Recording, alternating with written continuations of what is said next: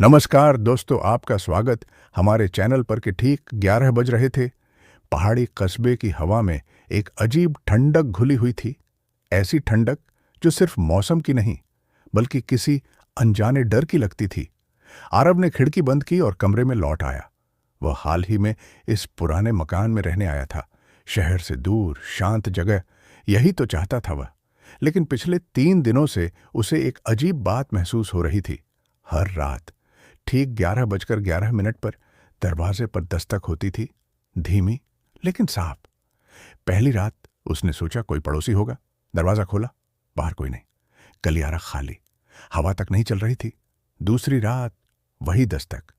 इस बार उसने दरवाजा नहीं खोला, बस भीतर खड़ा सुनता रहा। दस्तक 3 बार हुई, फिर अचानक बंद। आज तीसरी रात थी। घड़ी ने 11:10 दिखाया। आरव का दिल हल्का सा तेज धड़कने लगा। वह खुद पर हंसा।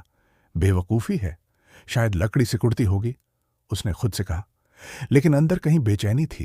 11:11। ठक ठक ठक। कमरे की हवा जैसे जम गई। इस बार दस्तक थोड़ी भारी थी, जैसे कोई थका हुआ हाथ दरवाजे से टकरा रहा हो। आरव दरवाजे के पास गया। उसकी उंगलियां हैंडल पर रुक गईं। कौन है? उसने आवाज लगाई। खामोशी। फिर दरवाजे के उस पार से बहुत धीमी फुसफुसाहट। खोलो। आरव का गला सूख गया। कौन? उसने फिर पूछा। इस बार आवाज साफ थी, लेकिन अजीब तरह से जानी पहचानी। मैं, अंदर आना है। आवाज उसकी खुद की थी। उसका दिल जोर से धड़क उठा, माथे पर पसीना आ गया। ये मजाक है, उसने बुदबुदाया। लेकिन अंदर एक जिज्ञासा भी जागी, डर और उत्सुकता का अजीब मिश्रण। उसने धीरे धीरे दरवाजा खोला। गलियारा खाली था, लेकिन ठंडी हवा का एक झोंका अंदर आया। ऐसा लगा जैसे कोई उसके पास से गुजरा हो। अचानक पीछे से दरवाजा अपने आप बंद हो गया। धड़ाम! आरव घूम गया। कमरे की लाइट झपकने लगी। टिक टिक टिक। घड़ी रुक गई। 11:11। समय जैसे जम गया। कमरे के कोने में अंधेरा थोड़ा गहरा होने लगा। वह अंधेरा स्थिर नहीं था, जैसे कोई आकार ले रहा हो। आरव पीछे हट गया। कौन है? उसकी आवाज कांप रही थी। अंधेरे से एक आकृति उभरी, पहले धुंधली, फिर साफ। वह आरव ही था, उसी चेहरे के साथ, वही कपड़े, लेकिन उसकी आंखें खाली थीं, जैसे उनमें गहराई हो, अंतहीन। तुम? आरव फुसफुसाया। दूसरा आरव मुस्कुराया। तुम देर कर रहे हो, उसने कहा। किस बात की? जाने की। आरव का दिमाग सुन्न पड़ गया। कहां जाने की? दूसरा आरव आगे बढ़ा। कमरे का तापमान और गिर गया। यह घर रास्ता है, उसने कहा। हर कुछ साल में कोई आता है, दरवाजा खोलता है और फिर जगह बदल जाती है। मैं समझा नहीं।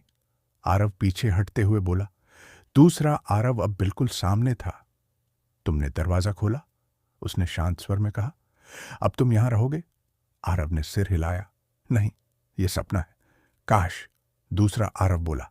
अचानक कमरे की दीवारें हल्की हल्की धुंधली होने लगीं, जैसे दुनिया पानी में घुल रही हो। आरव ने दरवाजे की ओर दौड़ लगाई, हैंडल घुमाया। दरवाजा खुला, लेकिन सामने उसका गलियारा नहीं था। एक लंबा, अंतहीन अंधेरा रास्ता, और उस रास्ते में फुसफुसाहटें, धीमी, टूटी फूटी आवाजें। वापस जाओ, मत आओ, रुको। आरव ने दरवाजा बंद कर दिया। सांस तेज चल रही थी। मुझे जाने दो, वह चिल्लाया। दूसरा आरव शांत था। मैं भी यही बोला था, उसने कहा। क्या? जब मैंने दरवाजा खोला था, कमरे की लाइट बुझ गई, पूरा अंधेरा। आरव ने अपनी सांसों की आवाज सुनी। फिर उसके कान के पास फुसफुसाहट। अब तुम्हारी बारी है। उसने आंखें कसकर बंद कर ली। जब उसने उन्हें खोला, कमरा सामान्य था। लाइट जल रही थी, घड़ी चल रही थी। 11:12। सब कुछ ठीक था। सपना। उसने राहत की सांस ली। तभी ठक ठक ठक। दरवाजे पर दस्तक। उसका खून ठंडा पड़ गया। वह धीरे धीरे दरवाजे के पास गया। कौन है? उसने पूछा। बाहर से आवाज आई। मैं, अंदर आना है। आवाज उसकी खुद की थी। आरव पीछे हट गया।